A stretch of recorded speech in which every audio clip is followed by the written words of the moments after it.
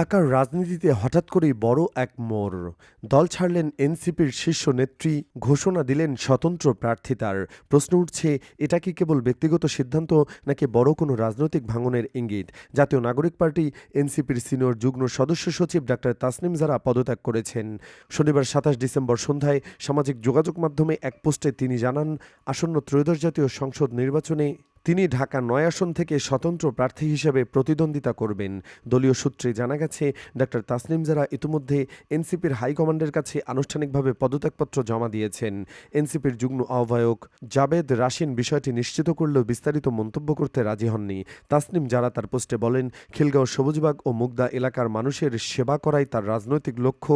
একটি রাজনৈতিক দলের প্ল্যাটফর্ম থেকে সংসদে যাওয়ার স্বপ্ন থাকলেও বর্তমান বাস্তবতায় তিনি কোনো দল বা জোটের প্রার্থী না হয়ে স্বতন্ত্রভাবে নির্বাচনে অংশ নেওয়ার সিদ্ধান্ত নিয়েছেন। এদিকে তার পদত্যাগের পর রাজনৈতিক অঙ্গনে নতুন আলোচনা শুরু হয় এনসিপির ভেতরে টানাপোড়েন নিয়ে। বিশেষ করে জামায়াতে ইসলামীর সঙ্গে সম্ভাব্য আসন সমঝোতা নিয়ে দলের ভেতরে মতবিরোধ ছিল দীর্ঘদিন ধরেই। দলীয় একটি অংশ এই জোটের বিরোধিতা করে আসছিল, যার প্রভাব সিদ্ধান্ত গ্রহণে পড়ছে বলে রাজনৈতিক বিশ্লেষকদের ধারণা। আরও তাৎপর্যপূর্ণ বিষয় হল, তাসনিম জারার স্বামী ও এনসিপির যুগ্ম আহ্বায়ক খালেদ সাইফুল্লাহ পদত্যাগ করেছেন। তিনি ব্যক্তিগত কারণের কথা বললেও একই দিনে দুজনের পদত্যাগ এনসিপির অভ্যন্তরীণ সংকটকে আরও স্পষ্ট করেছে। স্বতন্ত্র প্রার্থী হিসেবে নির্বাচন করতে আইনি বাধ্যবাধকতার অংশ হিসেবে ঢাকা ৯ আসনের প্রায় ৪,৭০০ ভোটারের সমর্থনমূলক স্বাক্ষর সংগ্রহ করেছেন তাসনিম জারা।